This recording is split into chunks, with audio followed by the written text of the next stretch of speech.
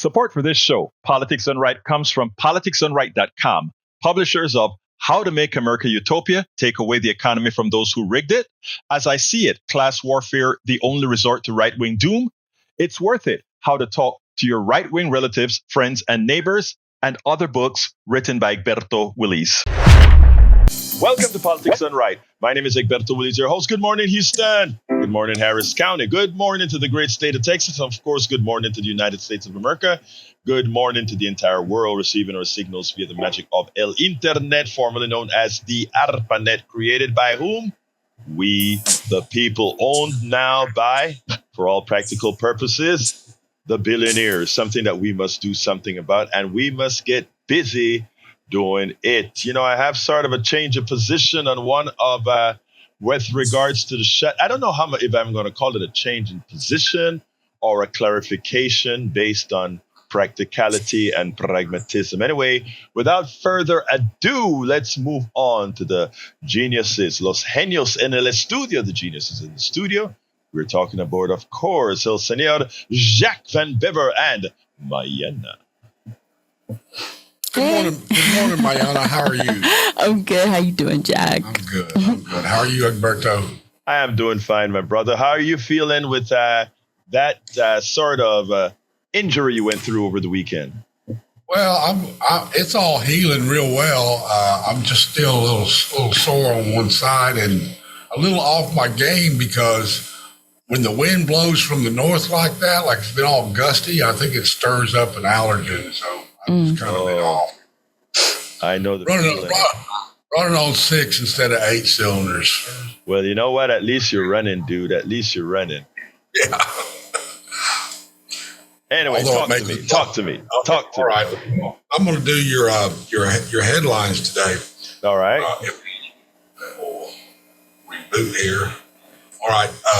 In this episode of Politics Done Right, the conversation spans 3 urgent front lines of American moral and political struggle. First, a progressive commentator explains why ending the government shutdown isn't surrender, it's a strategy and a compassionate action to protect the poor and the vulnerable. Then Arnie Arnesen of The Attitude joins to dissect democratic messaging and the moral calculus of immigration policy, featuring Elizabeth Kochina's powerful guidance for communities confronting ICE. Finally, the show turns to Zoran Mamdani's economic movement, which a new national poll reveals is resonating far beyond New York City. Proof that economic justice and moral clarity are popular everywhere. Together, these discussions reveal the connective tissue of a progressive vision grounded in empathy, courage, and truth. All right, man, that sounds good to me. Me too. I told a friend of mine from New York, I was like, you are so lucky. I'm like, I'm so sad. Well, you know what? We are going to create our own, they created their own Mamdani. That's right. We have to find a youthful leader here. But remember, still, leadership comes from the groundswell. And that's what he generated out there in Nueva York, a groundswell that we need to mimic out here. But you know what? I was actually on WVAI yesterday afternoon talking a little bit about the shutdown and what's going on with Mamdani. So, I think, look, I have more faith in our southern states now than a lot of people have. And it's not just wishful thinking. If you take a look at what occurred in Mississippi, with the super majority being lost on an off-year election, you take a look at Georgia and a statewide election where 2 Democrats got onto an important board. If you take a look at right here in Texas, where we had a complete MAGA 6-1 school board turned into a 4-3 progressive board. Every parameter, yes. Oh, and look, every parameter. Again, the problem is those are not the sexy races, but those are the races that are the most impactful. And because they are so much closer to home, you know what I mean? Yeah, And the a school lot of, board is a big deal. yes, it's a huge deal. You're absolutely right about that. So when we get results like that, yes, it is a lot of people may say, Egberto, wishful thinking. We are just screwed. No, we're not. The people have woken up. Being out there in the field and talking to folks and listen to what folks are saying, it is clear that the move has begun. The thing about it is we have to continue it, and we can't allow them to dictate who the losers are or make the good side the losers, etc. It's about positive affirmation. It's about encouraging others. It's about not letting that disgust get into your psyche, because that is the most dangerous thing at this time in our politics. We have to realize that it's on us and we are going to do it. So before I get started, anybody has anything that they want to add? Yeah. I was thinking, the division between left and right has to be overcome, because our true enemy is the corporate elites against all of us.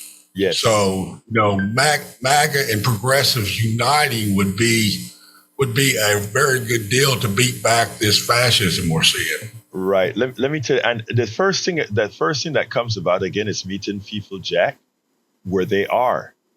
And many times both sides have a problem meeting people where they are. I like to listen to what people have to say, and if I have to change my mind on an issue, because of that, I'll do it, and then I'll adapt it as my own. I'll point out that, hey, Jack kind of talked to me, got me to change my mind. Now Jack idea is my idea. So I mean, we have to get to that place where we're free, first of all, when given better information, be able to change. And in that light, what I want to do is explain, as far as the government shutdown that is occurring. I first had mixed feelings about the shutdown. When I say mixed feelings, I mean, I wanted to fight it out completely. I wanted to go out and say, let's just let the thing burn. Then later on, I got a little less toxic in the way I felt about just holding out. Then as I see that a few Democrats, just the amount needed to break the filibuster, joined in just to get the government open. The thing that has hurt me the most is that the subject has changed from being Republican leadership being evil in what they're doing to Democrats fighting against Democrats, because super progressives absolutely want to fight this thing out. I tell you what, let me play my piece here. Let me make sure that I have it mapped correctly. I want to play the piece that I did. I did this one late last night, so if there are a little few kinks in it, forgive me. I did this one about 1:30 this morning. Let's see. Come on, Egberto. ¿Dónde diablo está esa vaina? All right, let's go ahead and get busy playing this one. Okay, yeah, I'm ready to go with that. About what I think about the shutdown. And for those of you who disagree or who are upset that 5 Democrats, not all of them, that 5 Democrats decided to go ahead and get the thing open up, I want you to listen to this piece I put together last night. And then I want to add a few more things that again, it was late, that I think I forgot to put in there. But check this out. Even as Chuck Schumer voted against opening the government again, we all know what occurred behind the scene. There was the senators that are supporting the reopening the government. They are not open for, or they're not up for re-election. And of course, as well, their economies would really be devastated by this thing going on much longer. And the truth is, that's an issue. You don't have to agree that it's not mutually exclusive to want Chuck Schumer ousted and at the same time support what many believe is a con to reopen the government. Being a progressive doesn't mean that we cannot change our mind. Being a progressive doesn't mean that we cannot seek the best of the worst or better options. Being a progressive means whatever we do, what we want is to ensure the progress of the people we work for. We want to ensure that people's lives get better. There are times when one can sacrifice and compromise, but there are also times that we have to be aware that of who is actually doing the sacrifices. When there are progressives pushing hard, progressives that are comfortable, progressives that are financially well off and are not in the belly of the beast, to sacrifice for an outcome, on the backs of others who themselves are asking that at this point they are unable to sacrifice. I think we've got to be very cognizant that a sort of obstinance by some of us in the progressive wing can actually be detrimental to the cause at large. And it can ultimately affect our own numbers in a large scale. I've been fighting for a long time. Do we end the shutdown or not? How do we end the shutdown? Was the shutdown worth it? I'll answer those questions after this, but I can tell you, after listening to the debate today, well, it wasn't a debate. 1 hour of Rachel Maddow, 1 hour of Lawrence O'Donnell. I think I've now made up my mind that, and again, like I said, progressives ought to be able to change their minds in order to make things better for most, while fighting for those who may not have been brought forward. I want you to listen to this from Lawrence O'Donnell, then we'll take it on the other side. Well, in his first term, Donald Trump created the longest government shutdown in history. And now in his second term, Donald Trump has set the record again for the new longest government shutdown in history. The end of the government shutdown was forged when 5 Senate Democrats, and only 5, changed their position in a compromise that forced every Senate Republican to change their positions, while it also forced Donald Trump to change his position.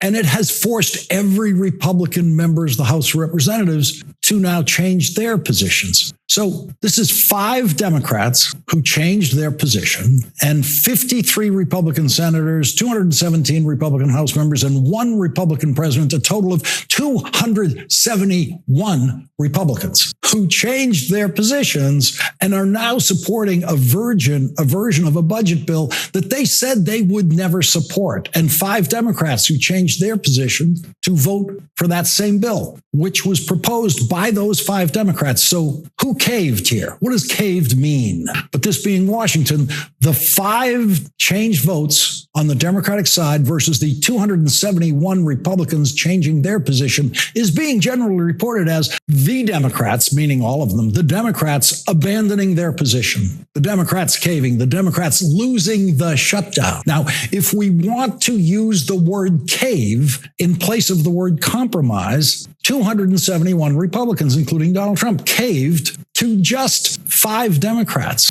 And what did those Democrats achieve? Well, those 5 Democrats forced Republicans, including Donald Trump, to agree to, first of all, they forced Donald Trump, who's been trying to stop funding supplemental nutrition assistance, to increase funding for food stamps. Increase it. That is not nothing. The 5 Democrats who changed their position managed to not just guarantee supplemental nutrition assistance funding for almost a year, but they actually got it increased. And no Republican wanted to do that. Donald Trump didn't want to do that. No Republicans wanted that. So they caved, if that's the word we're going to use, on that. The Republicans did. And all the Republicans are caving to that demand by those 5 Democrats for their votes. That's one of the things the 5 Democrats got for their votes. The 5 Democrats also obtained a guarantee to rehire every federal worker Donald Trump has fired during the government shutdown, every one of them. 4,000 people will get their jobs back, and they will get back pay because of this compromise that 5 Senate Democrats forced on 271 Republicans, including Donald Trump. The compromise also forces Donald Trump to deliver back pay to all federal workers, every one of them affected by the Trump shutdown, something Donald Trump was trying to avoid. Donald Trump was trying to become the first president in history to deny back pay to every government worker affected by the shutdown. And those 5 Democratic senators got that back pay guaranteed. That is not nothing. They got something.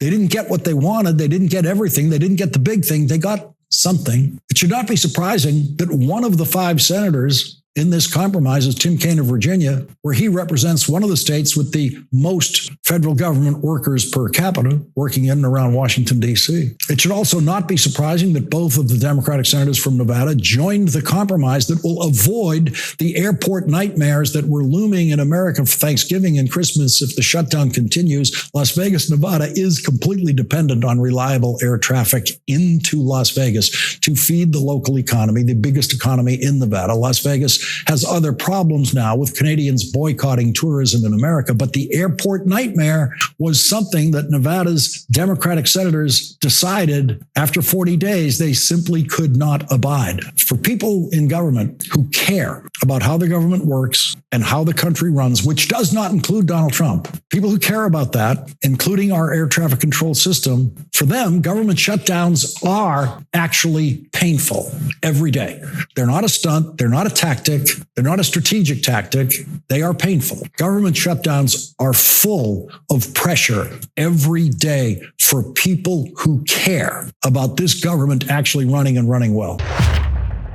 Now, one of the questions that I pose is how do you end the shutdown? And was it worth it? And I tell you what, after watching Lawrence O'Donnell and thinking about it, I think Lawrence O'Donnell, in as much as he, I think, tipped me to the side of, yes, let's end the shutdown now, I think he missed an important point. He said he gave a list of things that came out of the shutdown. The back pay will be given to the workers. Well, if there was no shutdown in the first place, there would be no back pay that would be needed. So I don't count that one. That the only thing that I can say came out from a physical change in the Republican Party is exactly what he said. SNAP benefits increased. That is what you got from having a shutdown versus not having one. I can't see any of the other things being added to the ledger because, again, absent the shutdown, those workers wouldn't have been laid off. Absent the shutdown, all those issues. But where I think where Lawrence O'Donnell didn't put enough meat on the bones, if you will, for me, but that in reaching this point that I came to this conclusion is what it has done, the shutdown, to let people with the amount of things that Donald Trump and the Republicans did to show that they cared nothing about their own people, given that it's their people who are going to suffer more from the subsidies for the Obamacare. Their people will suffer more. It is their people who suffer the most from food stamps. When they went ahead and forced many states to say, simply do not give these people help while the government is shut down, they showed specifically their disdain for the poor and that they care nothing about those who need these services more, who in fact are a large percentage of the Republican base. So now they have given progressives, Democrats, and everybody the necessary outtakes that going forward, their own words coming out of their own mouths, their own words coming out of various emails and letters. The data is now there to present to MAGA, to present to those who support this fraudulent, evil government. The data is there to show, hey guys, we care about when you go to the grocery stores, telling it in store reform. We care about you at the grocery store because we care about your employment because, and they don't. And you know why they don't? Because they are not for you. The ads are there to be written, and the shutdown, stopping the shutdown, letting folks know that maybe in as much as you didn't get the subsidies, the pain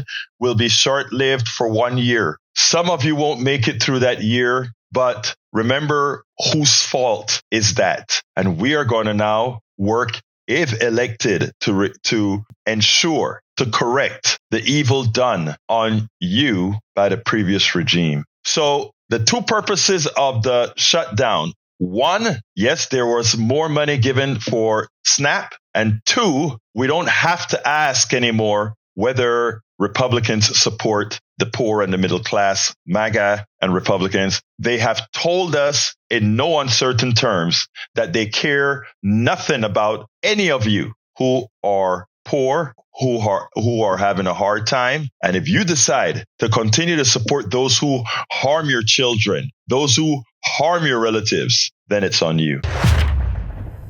Then it's definitely on you. Now, welcome aboard, our peeps. Didn't get that done in the beginning. Welcome aboard, Desma too. Thank you for being here. You seem like someone I'd squad with. Throw me a Discord request. Okay. Lisa Blair, welcome aboard. I think Lisa is from Atlanta, Georgia. Yes, happy Veterans Day to all our veterans. After the show, I'm going to march with the Panamanian veterans in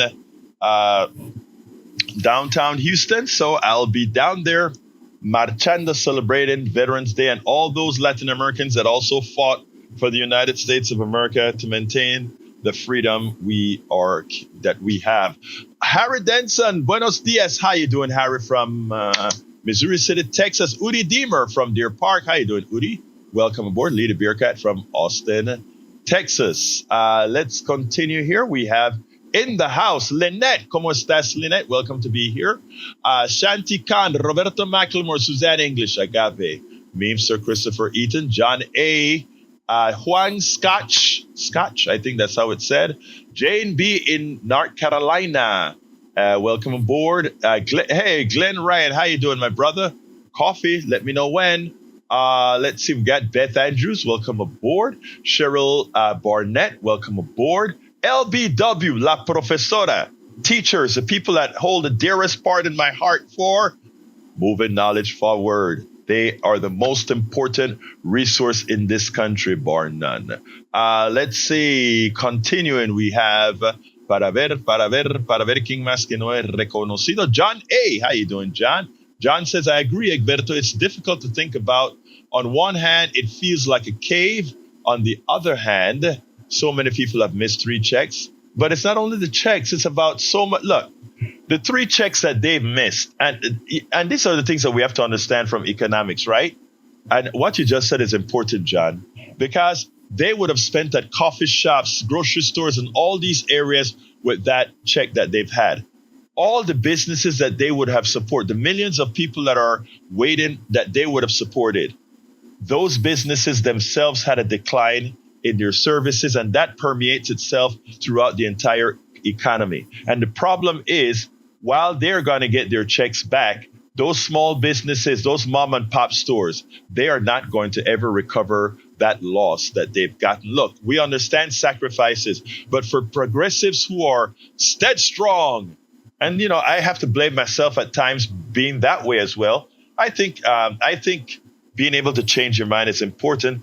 We have to remember, a lot of the sacrifice aren't done by the mouthpieces. A lot of the sacrifices aren't done by the people that are saying, those darn Democrats caved again. A lot of the sacrifices are being done by that small business owner. So you are telling them sacrifice on your behalf for what you want. There has to be a balance there. We're going to fight out the hell for everybody. But when some of them start to tell us, look, the pain is too hard right now, and since there is another avenue, let's do it, we better listen. When the union came out and said, the union's with you, but we need to sort of be more pragmatic, I hear you, union. And again, I blame myself just as any other progressive when I get too, what's the word that I want to use? When I don't take all of that into account. Very, very important. Para ver quién más está aquí. Skolch, I see that you're trying to get some message to me. I don't exactly know what you're asking. Ask specific again last time because I scrolled past your stuff. Beth Andrews, welcome aboard. What else have we got here? Chinta Ferreira, ¿cómo estás? And Nalani, how you doing, Nalani? Welcome aboard. Let's go to Alan, línea número 1. Come on in, Alan. This is Alana Lanapuram with Policy Start Left. I'm a veteran of the Vietnam War who spent 2 years on the first nuclear-powered aircraft carrier, Enterprise, as a quartermaster who worked on the ship's bridge and even steered the 5,000-man ship on occasion. But more importantly, I was given access to the President of the United States, Lyndon Johnson, when he was aboard on a training exercise off San Diego. I presented my father's idea to make the Rio Grande River in El Paso into a lake with an island between El Paso and Juarez, an island that would be a tourist attraction free trade zone like Monaco. But they ended up making a Chamazal zone controversy by giving land back to Mexico and relocating the river. Now, when I came to Houston, I was active for some time with the Veterans for Peace. But one thing I object to is calling the military the service. I mean, military is for killing, not a service. So that's my position as a veteran on this Veterans Day. Thank you for giving me time. And brother, this is a lot of with the crowd that's in. Alan Apurim. Look, thank you very much. And by the way, thank you for those documentation stuff that you sent me as well, my brother. I haven't read them all. I have them all archived, ready to go. And look, thank you for, I know, since you don't want to say service, I'll say thank you for being in the military, being one of those who protect us. I have a slightly different opinion, but you served. Thank you, brother. All right. Anyway, getting back to the program, let me see. Where do I go from here? And by the way, folks, telephone number 713-526-5738, 713-526-5738. I want to respond to Glenn. Glenn said the following. Here he goes again. He means me. You know, he's going to have coffee with me, you know, and we're going to have this discussion over and over again. Glenn said the following. If they didn't plan on seeing it through, they never should have put the message out there that this was about healthcare subsidies. It is about, not was, it is about healthcare subsidies. They did, and they lost in the average American's mind. Well, if not because it's in the average American's mind, mean the average American's mind is correct. There was a time when the average human being thought the earth was flat. That didn't make it right that the earth is flat. Now, let me give an answer, though. Let me give an answer. Every fight that you go into, you're not going to win. But one of the things you can bring to that fight, my brother, is awareness. Now, the subsidies got a lot of play that it would not have gotten if there was not a shutdown. Because that only covers the people that are going to be affected, between 20 and 40 million Americans out of a 330 million Americans. I'm talking about for the subsidies proper. But the rise in health insurance is going to affect a lot of others. But it is important for folks to understand that it would not have gotten the traction that it got. And look, anybody who knows civics understand that Republicans hold the cards, and if they simply never decide to have a vote for the subsidies, it's not going to happen. Now, they are willing to let their people die. They're willing to throw the rocks at their own people. We are the humane ones. Progressives are the humane ones. At what point do you say, okay, I can't let all these people suffer because of what I'm saying? I need to now let them, they've already seen now that Republicans care nothing about the poor, care nothing about their health care, cares nothing about that. We have proven that because they failed. Now let's get to the election. We can actually tell the stories.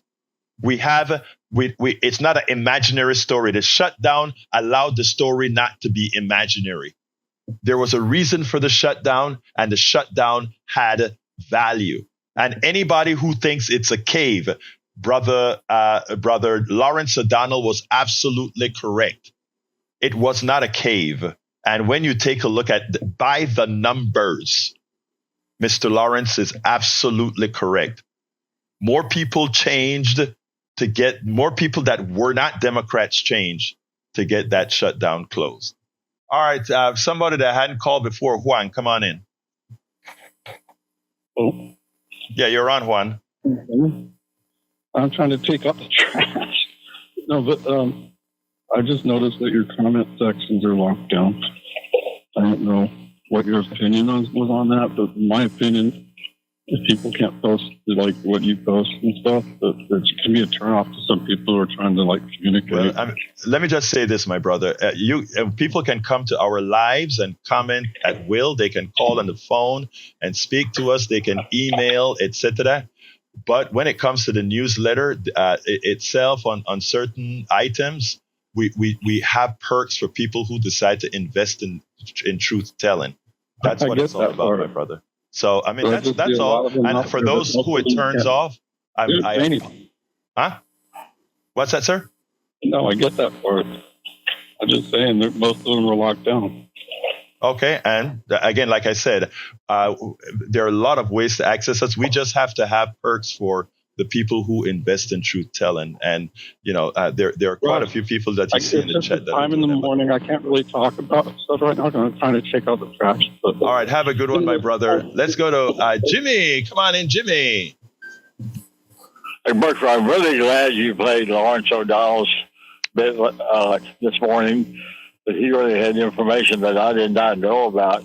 I thought that the 5 Democratic senators just voted for the Republican plan to end the shutdown, but I didn't know that they were also requiring all these good changes.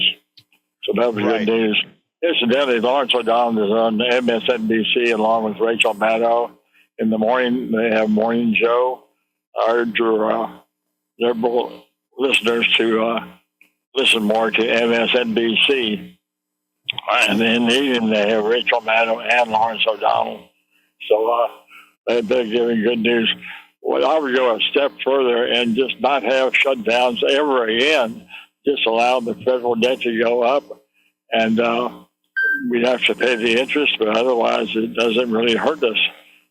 And we would avoid all of these shutdowns altogether just by not having shutdowns ever.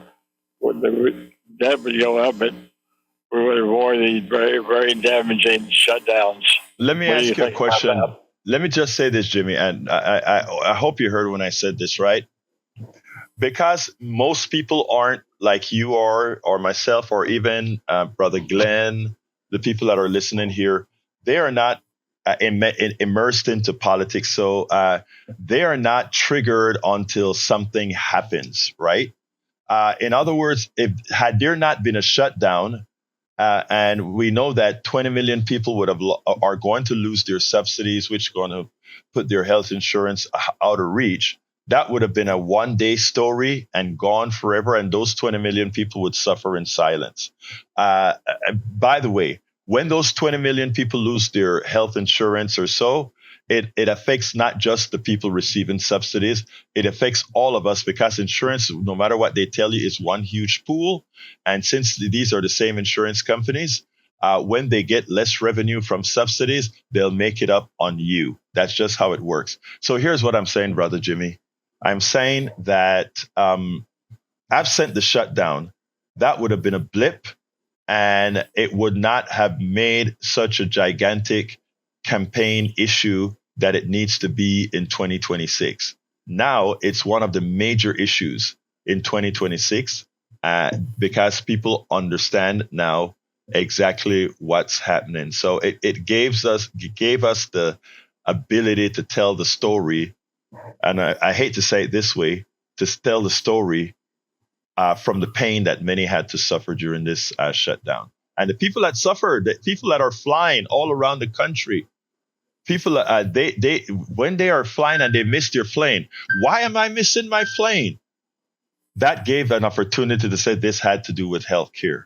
When they can't get their SNAP, what's that? It also had to do with healthcare. So that's what I'm saying, Brother Jimmy. All right? Yeah. I just like to see us try to end the shutdowns all together and just work on the issues. And well, you've been telling me that. Yeah, you've been telling me that for a long time. So you got your wish. You got your wish, Brother Jimmy. The shutdown is over now, and I think I get it. All right, let's go to Brother Augie. Come on in, Augie. Good morning. Yeah, I'm a veteran myself. I was in during the Vietnam War, and I saw Lawrence O'Donnell last night, and I'm glad he explained what he said. Another thing that's coming out of those 5 Democrats voting is Johnson has to call back the House members who have been on paid vacation for 7 weeks. Right. And they're going to have to admit that new Democrat congresswoman, which will make it 218, so we can get to the Epstein files.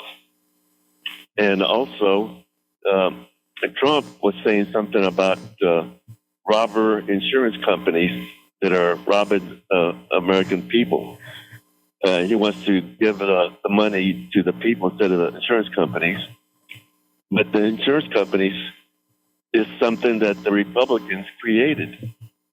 Nixon, the day before he got kicked out of office, Stafford came in with a bill for him to sign, and then he asked, well, what's that bill for? And that's to create HMOs. And he asked, what's a HMO? And they said, Health Maintenance Organization. And he said, well, how does it make its money? It makes its money by cheating the customers out of service. And he said, man, and they cheat the customers and still make money? Let me sign that bill. And medical care, all of a sudden, instead of being a service occupation, became a for-profit. And it's been a for-profit ever since because of Republicans. But I am glad. It's funny. Good minds think alike. As you were speaking, I have a video on that stuff with Nixon, where Nixon, was enamored by HMOs, and where they actually spoke what you just spoke about. I mean, people don't understand how dirty. Oh God, I have it in MP4, in MPG format, not MP4, so I can't play it right now. I was going to play that video for you because you're so right about that. How the HMOs got started, etc. But anyhow, anything else, my brother? Oh, that's about it. And too bad I can't join your parade today. I have a doctor's appointment later this morning. Oh, so I won't be able to. Yeah. Well, I'm thinking here, oh my God, I'm going to freeze my tail off. I think, what is it, about 37 degrees right now. And we have to line up at, I think, something like 10:30. That doesn't give much time to probably get past 45 degrees or so. Well, so it's at going least to be the sun will cold. be out. Yeah. And, but our thing, the Panamanian Guayabera stuff is red, so it's not going to absorb all that much heat. So we'll see. Look, thank you, my brother. You need to put a photo over it. Yeah, we will. Okay, well, thanks for what you do. Take care, brother. All right. Anyway, folks, any more calls? I got a 11-minute video that I did. I took some excerpts out of the last piece that I did with Arnie Arnesen. So I'm going to go ahead and play that one right now, and then it should bring us close to the end. But I want to play that because it's about Mamdani, and then I'll close out with Mamdani. Let's go ahead and do that right now. So I'm going to go to you, Egberto. And the reason I want to go to you is that, so we're talking about what's going to happen and about the Voting Rights Act and about, people of color and that maybe they'll have, National Guard around voting places. But we've already started this because of Texas. Because between Texas and California, what we know is the gerrymandering wars are now really defining us. So the problem becomes also is that a lot of people are going to think they have to wait until November to get a decision when they're going to find out because of a gerrymandered district, it's way past them because it was decided in the primary. Now, here's my question for you, Egberto. So I know that they're reconfiguring what the districts are going to look like. I also begin to wonder, sometimes we hear, okay, they created a 4% edge for Republicans or a 5% edge for Republicans because they're so gerrymandering everything to try to pack things together. That still doesn't mean that a Democrat can't win. Because it just means they have to win by 5 percentage points or 6%. So we end up giving up because we hear it's gerrymandered. And what I'm looking at them going, develop a voting muscle. All right. Just frickin' show up, because it turns out it's not ruled by the majority. It's ruled by the minority that shows up and votes. Well, guess what? That's your responsibility too. I understand the fear, Lincoln. I get it. But you know what? I think it's time for us to figure out what does courage look like, Egberto. Let me first say, I love what Lincoln had to say, and I wish Lincoln was on all over the place saying that, because the defeatist attitude that we hear, the defeatist attitude that we hear, it's amazing. Can you hear me now? The defeatist attitude that we hear is not what we should. Let me give a good example for Texas. For Texas, we had John from right here, who actually ran in a plus 10 Republican district that was gerrymandered and won by 2 percentage points. The thing about it is, the way these things are drawn, it is based on who voted in the past. Right. Now, if we go ahead and take a look at what happened over the last several days in the No Kings March, we see that a lot of people came out that we don't know where they came from. I'm in the very red district called Kingwood, and we had so many people, we didn't know where these people came from. They all lived here. Yes. They all lived here. They're independents and some Republicans, and now they despise the government and they will be voters. This district is no longer secure for Dan Crenshaw. So what we're saying is, you hit it on the nail. And the preamble that you gave before I came in is what I think more people need to hear. You don't take a defeatist attitude that says, oh my God, it's gerrymandered, thus we can't win. It's gerrymandered. What it really means is we have the opportunity to win in districts we didn't have an opportunity to win in before. We're continuing our conversation with Stephen Pimpere, professor of public policy and director of the master's program in public policy at Vermont Law and Graduate School. Philippe Delahaye is a contributing editor for the New Republic. Lincoln Mitchell, who teaches political science and public policy at Columbia University. And Egberto Willies, who is the host and producer of Politics Done Right, aired on the Pacifica Network on KPFT in Houston. So your number came up, Egberto. And so we've been talking a lot about, the fact that they are weak. And the reason why they're doing everything simultaneously is that they figure out that is a sign of strength. But in some ways, it's also a sign of flailing. All right. And yet at the same time, here's my problem with the Democratic Party. My problem with the other side is they think they can only do one thing at a time. All right. They only need to focus on one thing at a time. And I think they also need to understand that they need to multitask. Yes, you need to criticize Trump. Yes, you need to talk about the effect on the economy, but then you need to offer them, what the H are you going to do? So I don't want to hear how bad everything is. I want to know really, and what is your policy prescription to fix it, and do it for me so I understand, whether it's for a rancher, whether it's for someone in the energy business, whether it's for someone who wants to, is worried about losing their health care. We can't just talk about how horrible he is. We have to talk about the fact that I don't want to go back to the past. I want you to tell me how you've improved the future. Exactly. Look, I wrote a piece yesterday with respect to No Kings. But before I go there, I want to say that with the panel, I love that idea that these folks have to understand that there is a penalty that has to be paid. Yes. In other words, we need to start putting the fear in them. One of the things when you speak about them being weak, if you take a look at Steve Bannon yesterday talking about there's a way for him to get a third term, they are trying to throw this out earlier than they expected to do it because, in fact, they are weak and they're trying to lay the foundation. But you mentioned what the Democrats are going to do. one of the things that I say is, if we take a look at policy that people actually want, I don't care if you're a MAGA, I don't care who you are. There are some basic policies that all Americans want when they know it's not a progressive policy or anything like that. Let me ask a question. They closed 3 hospitals in Virginia recently because the administrator said specifically it's because of the big, bad, ugly bill. Why wasn't Hakeem Jeffries and all these guys in Virginia in front of the hospitals closing and saying, this is what the big, beautiful bill did? We had a hospital that closed out here up the road in Texas. Why wasn't any of these guys in front of the building saying, this is what would happen? Now that we know that SNAP is going to be cut, instead of going on to MSNBC, CBS, and ABC, why aren't you at the offices where all these MAGA folks go to get their stuff and say, guess what? Courtesy of the bill, this is what's going to happen to you on November 1st. Why aren't they saying, why aren't we having plastered all over the place that on November 1st, when you see those farmers who are going to be out there getting their new costs for their health care on the exchange, it's going to affect MAGA more than it's going to affect any of us. I know. Why aren't we? I mean, I look at this as a perfect opportunity. I look at the 1,000 people that we brought out in Kingwood, where we've never brought out more than 100 before, 1,000 people in Kingwood. And these people are talking about these things. Even the No Kings March hadn't yet come to grips with the things they need to talk about. So, Egberto, so as I'm thinking about this, again, I'll go back to No Kings. And I saw a couple of old guys wearing their uniforms. And one of the old guys wearing his uniform goes, I am the definition of Antifa. I fought the fascists once. I fight the fascists again. We need to see that over and over again.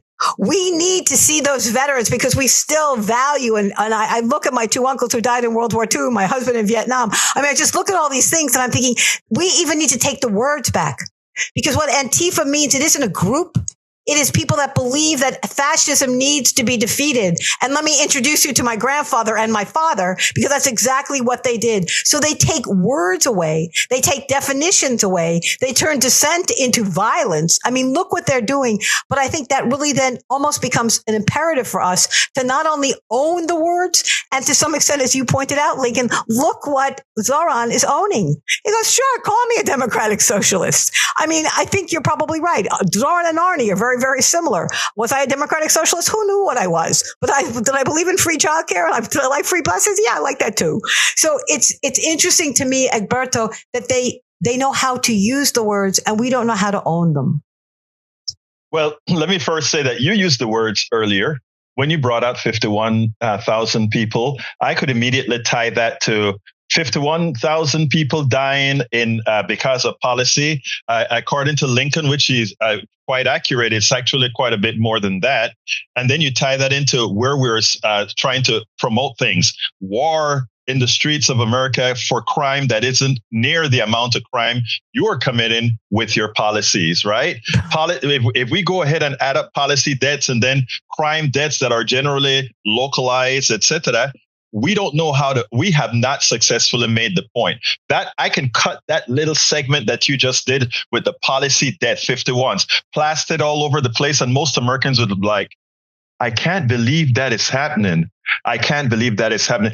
That is where we fail. We fail to articulate exactly what is happening in a form that the average American citizen can understand. We don't have to get high and mighty with words. All of us here can do that. But we can also just show them the bodies that are laying down there. I want to add a quick thing here with what Lincoln had to say, whether Mamdani is just like the other Democrats. I beg to differ a little bit. I don't think he is. I think what he really is he's saying something that I mentioned earlier. He understands that what we need is a bifurcated economy. Capitalism not as the ideology, but capitalism as the tool. In other words, capitalism where it belongs, but where it doesn't belong, healthcare where it doesn't belong, in a food desert, it needs to be mitigated. And that, I think, is where he, as a Democrat, is different than all the other Democrats. Okay, so Philippe, you're going to be the final talker here. And as we're looking at all of this, what is so shocking about this conversation, everyone, is how much opportunity has been presented. I mean, this is, in some ways, this conversation is a celebration of what is possible.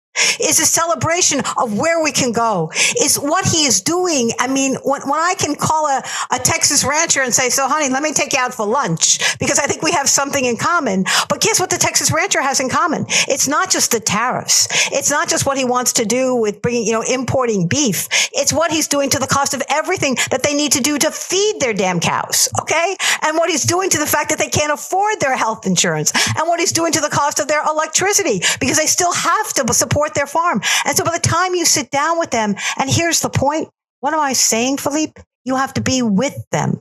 You have to talk to them. We've just basically carved out areas that we think we don't need to belong in. Well, you know what? There isn't one area he hasn't destroyed. That means there isn't one place we shouldn't be.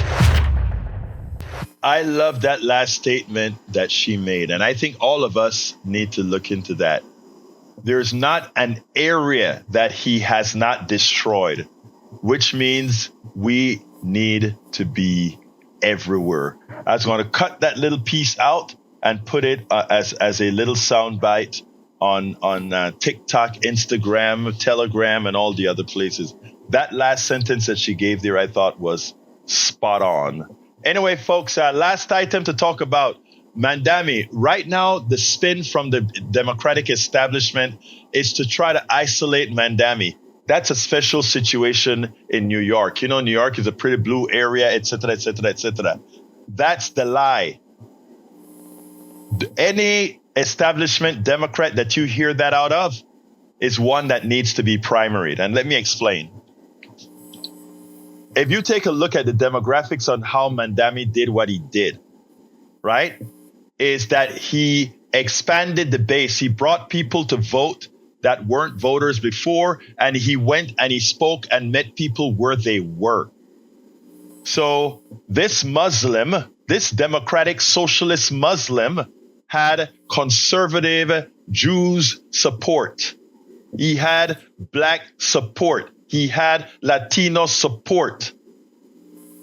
The major people that did support this guy are I can't. There's a one word that I won't use right now on the radio, but you can infer.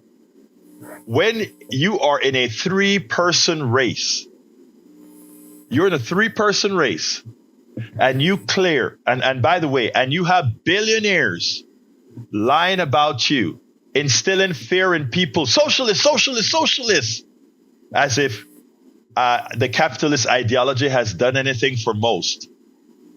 I can say categorically it has not.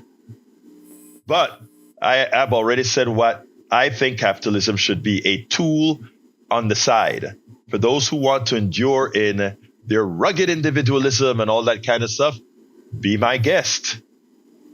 But when it comes to supporting people, people could see that, they could hear it. He was able to articulate it. And let's not look at New York as some dead blue place. After all, it had a Republican governor recently. It had a Republican mayor recently. The city, New York City, did. So any Democrat that tells you how this could only happen in New York, wrong. Mamdani could get elected in Mississippi. I repeat, Mamdani could get elected in Mississippi, the heart of poverty. When he opens out and relates to people and go out there and hug on people, and notice I always talk about that. When you start to show people you're one of them, you're not this alien that they're trying to make you out to be, not that alien, that crazy person, because you look at Mamdani, he's a crazy socialist that's going to give you the red sickle. No, that's not who he is. He's simply a 34-year-old kid, or 35. I think his birthday came. I'm not sure if his birthday came yet. And I call him a kid. He's an adult. He's a man. Who more so than most grown, old, you-know-what Democrats out there meeting the people, talking to the people, listening to the people as far as what they want, what they need, and telling them the truth. There's no two ways about it. This brother could be elected in any state, any district where he's given a chance to speak, talk, and engage with people. Let me pass it to the studio before we close out. Hey, Egberto, I was thinking about what you were saying about changing over. You know, I personally, I don't agree 100%. Like, I think that I'm one of the vulnerable, and many of my family are federal workers, and my sister was getting paid like $77 at one point. But I do think that a lot of people, you know, we're not in that stage of like where civil rights, they were just 100% kind of like in it. We're not as political, many people anymore. So it's really hard. And, but I do understand what you're saying, and that makes sense. You know, it makes sense, but I do think that if people were a little bit more politically involved, you know, they'd want to ride a little further. Yeah, you know, I see that. I honestly see that, and that's the reason why I think I would have been I was on your side. I mean, even as I was sort of, you know, when you're kind of being half pregnant, which you can't really be, you know, but but because yes, on my show yesterday, I copped to ignorance because people were screaming on both sides, and I just said, I don't know what's the right answer. I copped to it. I don't know. There isn't a right answer. You know what I mean? You just have to decide, like, who is like if it is true that many people just couldn't do it. I mean, it hurt me to see like people in the military online for foods and food banks. I mean, I think that after that happened, I can't see how they can be for Trump.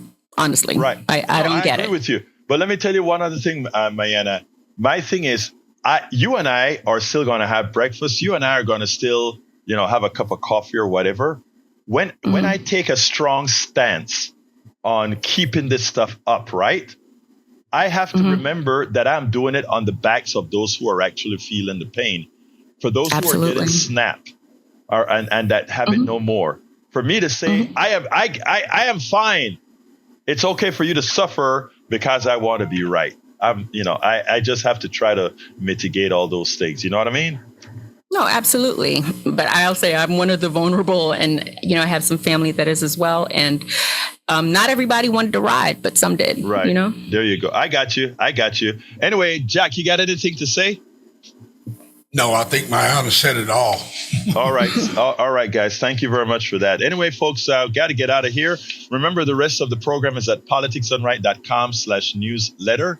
politicsdoneright.com/newsletter. You can reach me directly at kpft@politicsdoneright.com.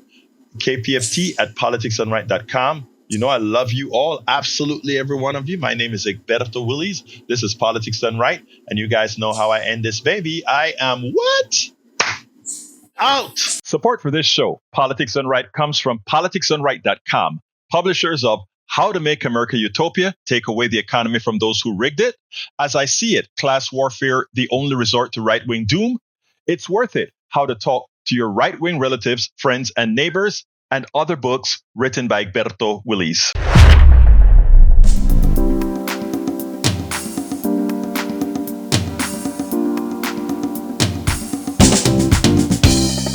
Welcome to Politics Done Right. I am your host, Egberto Willies. This is a progressive program that will take the